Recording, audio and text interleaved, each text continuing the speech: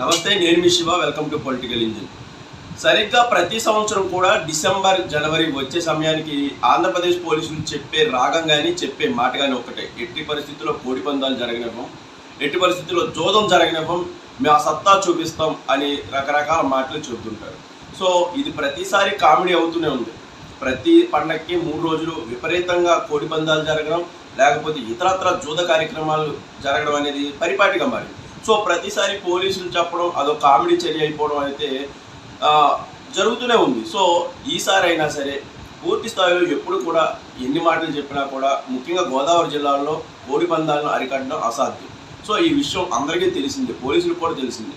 దాంట్లో డబ్బులు కడతారా, జూదం జరుగుతుందా, లేకపోతే అది పోలీస్ గ్యాంబ్లింగ్ యాక్ట్కి విరుద్ధంగా ఉందా, ఇవన్నీ లోతుల్లోకి, చట్టం లోతుల్లోకి వెళ్ళే కంటే పూర్తిగా ఈ 3 రోజుల పాటు పోలీసులు చాలా హుందాగా వ్యవహరించి ఆ 3 రోజులు పూర్తిగా వదిలేయడం మేలు.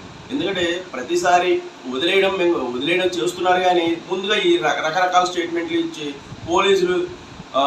పోలీసులు ఏదో వదిలేసినట్టు, కావాలని వదిలేసినట్టు, లేకపోతే అవినీతికి, లేకపోతే ఒత్తిళ్లకు సంబంధించి, రాజకీయ ఒత్తిళ్లకు సంబంధించి పూర్తిగా వింటున్నట్లయితే రకరకాల కథనాలు వచ్చే బదులు ఈ 3 రోజులు, అంటే నా సిన్సియర్ అడ్వైజ్, ఒక జర్నలిస్ట్గా 17 ఏళ్ళు చేసిన జర్నలిస్ట్గా చేస్తున్న అడ్వైజ్ ఏంటంటే ఈ 3 రోజులు కళ్ళు మూసుకుంటే బెటర్ ఏమో అని నా ఉద్దేశం. రకరకాల స్టేట్మెంట్లు ఇచ్చే బదులు ఇప్పటివరకైతే గోదావరి జిల్లాల ఎస్పీల నుంచి ఈ స్టేట్మెంట్లు రాలేదు, కానీ వస్తాయేమో అని. అంటే ఇప్పుడే జనవరి స్టార్ట్ అవుతుంది కాబట్టి వస్తాయి ఖచ్చితంగా. దీనికి సంబంధించి మేము కోడి పందాలు అరిగడతాం, గుండాట అరిగడతాం, జూదం అరిగడతాం అని చెప్తారు, కానీ అది జరిగే ప్రసక్తి, ఆపే ప్రసక్తి ఉండదు. దీనికి రకరకాల రాజకీయ కారణాలు, రకరకాల పెద్ద స్థాయి వ్యక్తుల సిఫార్సులు ఉంటాయి. సో ఎట్టి పరిస్థితుల్లో అవ్వదు కాబట్టి ఆ 3 రోజులైనా పూర్తి స్థాయిలో చట్టం ఉంది కానీ కళ్ళు మూసుకుంది అనే కోణంలో ఎటువంటి స్టేట్మెంట్లు ఇవ్వకపోవడం పోలీస్ శాఖకి మరింత ప్రతిష్ట పెంచుతుందని అయితే నా భావన.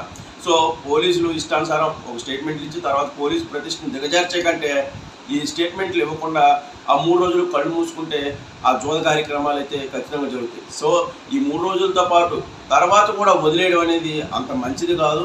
ఇప్పటికే పోలీసులు కొన్ని చోట్ల, ముఖ్యంగా గోదావరి జిల్లాలు, అలాగే కృష్ణా, గుంటూరు జిల్లాలో పేకాట క్లబ్లకు అనధికారికంగా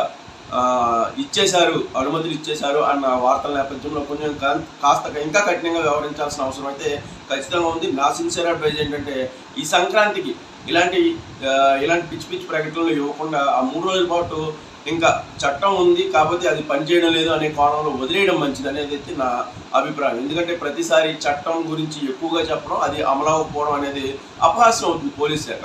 సో దాన్ని దృష్టిలో పెట్టుకొని ఉన్నతాధికారులు ఒక నిర్ణయం తీసుకొని, లేకపోతే ఆ స్టేట్మెంట్లు ఇవ్వడమైనా మానుకుంటే బాగుంటుంది అని అయితే నా అడ్వైస్. Thank you.